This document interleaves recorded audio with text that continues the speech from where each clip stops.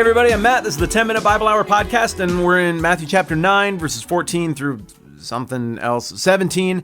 And this is the part where Jesus is in Capernaum. He's probably still at or just coming off a party, is maybe winding down, that got thrown for him by this repugnant cultural other tax collector named Matthew or Levi, depending on which book of the Bible you're in. Both of those were probably his name.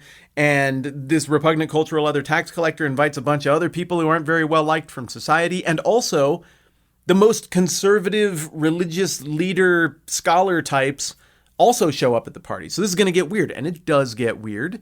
And the Pharisees, the religious leader types, are like, I don't know why you're eating with these repugnant cultural others. And Jesus is like, hey, it's not the healthy you need a doctor, it's the sick. Go and learn what this means. I desire mercy, not sacrifice, for I haven't come to call the righteous, but sinners. So Jesus clarifies his priorities both in action by hanging out with people that other people don't like very much, and with words, going right to Hosea 6:6, a verse that everybody in the audience would have been very familiar with, to say, like, yeah, mercy, not sacrifice. I mean, all along, you guys who were looking at the Bible, you should have been able to see it coming that God's redemptive plan was going to be for the people who actually needed redeeming, not for the people who thought they had everything together and nothing that needed to be redeemed.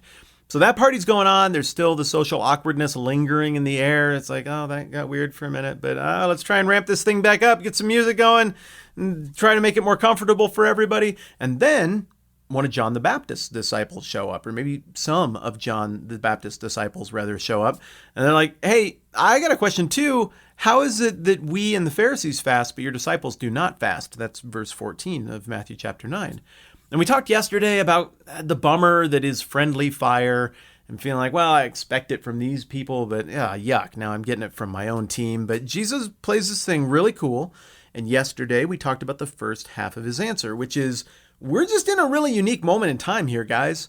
These people are seeing the situation for what it is, and they are celebrating. And it's just not a time for fasting and mourning and misery. It's a time for celebration because there's this reunification of God and humanity in this new way because, well, as we're going to find out as we go along, because God in the flesh is present and with you. Redemption is at hand. All the stuff that got prophesied and promised in Isaiah about everything getting straightened out, like that's happening right now. This is a very unique moment in all of history. So going around and being dour and miserable, it doesn't make sense. The celebratory atmosphere here makes more sense. And we see this theme, as I mentioned again yesterday, come up all over the place in the Gospels, that this is a unique moment in history. And maybe two of the most memorable parallel passages to this that are reminiscent of this same theme of, hey, celebrate, Jesus is here right now, redemption is happening right now, both happen in Luke, right in the middle. In Luke chapter 7, you've got the incident where the lady of ill repute apparently comes in and she pours out this expensive perfume on Jesus' feet and she's crying, like scrubbing his feet with her hair. And then some people get grouchy and mad. And they're like, what the heck is going on with this? It's a waste of money. And this is just indecent. And then Jesus goes on to be like, well, how much has she been forgiven? How much have you been forgiven, buddy?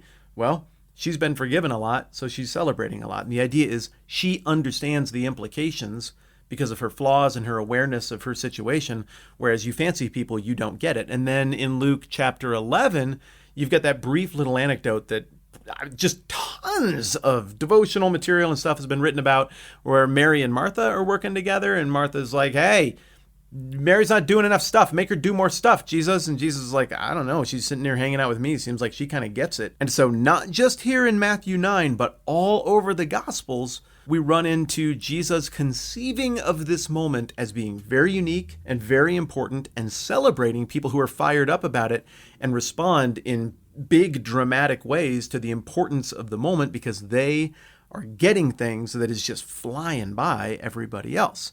So that's the first half of his answer. The second half of the answer gets into a couple of examples. And he says, no one sews a patch of unshrunk cloth on an old garment, for the patch will pull away from the garment, making the tear worse. If you sew things, I'm sure you're like, oh yeah, I totally get it.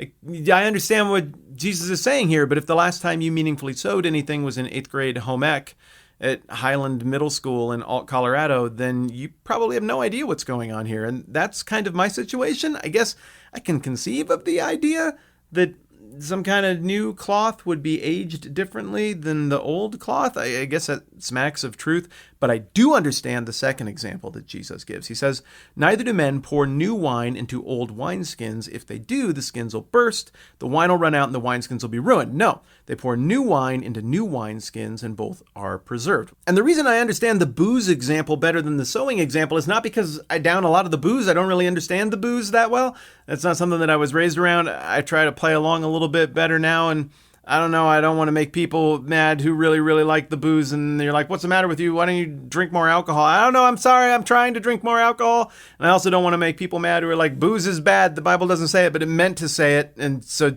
don't be drinking the booze. I like all of you, I think we can get along, I think we can be cool. But one time somebody came through my town in Wyoming, and from time to time, people throw me a little note. They're like, hey, I'm going by where I think you live. Could we say hi? And usually, just timing-wise, it doesn't work out because people are busy and there's stuff going on and all of that. But every now and then it does. I've hung out with a few people coming and going. And this guy came out. I had an hour. It lined up fine. And we went fly fishing and we caught a few brook trout. And it was a really nice time. And then we got done. And he was like, hey, here's the thing. And he gave me this little, I don't know, just container, a little glass container with a wax seal. It was just elegant. It looked like something out of the Middle Ages. It was beautiful, of whiskey. He's like, this is really special whiskey. It's from where I live. And he gave me this backstory and it was interesting. And I was like, I don't know anything about whiskey at all. That is not something that I really have consumed, but I'm going to try a little bit of this whiskey later because that was a really thoughtful gift and it's important to this guy. And so I'm going to do it. And so I thanked him. He got on the road. I put the whiskey in the back seat of my truck and I went into work for a couple hours. And when I came back out, the truck was filled with this really pungent odor that I didn't understand. It smelled like cleaning product and it kind of stung my nose and my eyes. I was like, what would that even be? And then I looked in the back seat and that wax had melted. I don't know if there was some kind of expansion or what, but all that booze got in the seats of my vehicle and that truck never smelled right again. And fortunately, I never got pulled over in that vehicle because surely any sane officer of the law would have assumed that I was getting liquored up in there while I was driving. But even somebody who isn't really that well versed in liquor things like me understands that the relationship between the alcohol and the container has to be right because of the chemical and physical properties of alcohol. It can wreck the container really quickly and make a mess of things. And that's an example that Jesus is drawing on here that everybody would have understood. There's really nobody in this audience who would have rejected alcohol altogether like certain groups of Christians do today. So everybody would have got this and they would have been like, oh yeah, this is the basic principle of how things are. These wineskins, which are literally the dead bodies of animals, get used for a while. At first, they're going to grow and expand with the wine, and they're going to do what they're supposed to do. But if they get old and crusted up, there's no more flex. There's no more give in that skin. And then as wine ages and does what wine does, they're just going to rupture the things, and it's going to spill out everywhere, and it's going to be wasted and worthless. The container has to have the right relationship to the stuff inside. So what Jesus is saying here is very overt. The old categories of the law as it was being practiced and taught, lived out at this point in history, could not contain the new currency, the new values of the kingdom that Jesus was articulating.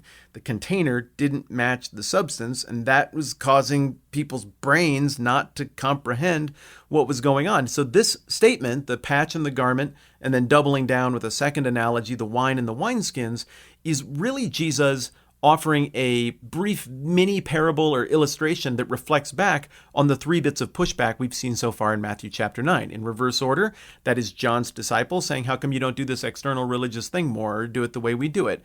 It also includes the Pharisees saying, why do you hang out with bad people, the repugnant cultural other? And it also includes the Pharisees saying, why are you giving away this forgiveness? That's blasphemy, and being opposed to Jesus doing these redemptive things. These things Jesus was doing, going the other way now, forgiving, hanging out with undesirables, and not doing the external religious things to quite the same rigorous degree that other people had seen their religion evolve into thinking were necessary. That stuff didn't compute in the law brain of people who didn't understand kingdom values, but it was starting to compute maybe in the kingdom brain of the people who were starting to understand kingdom values.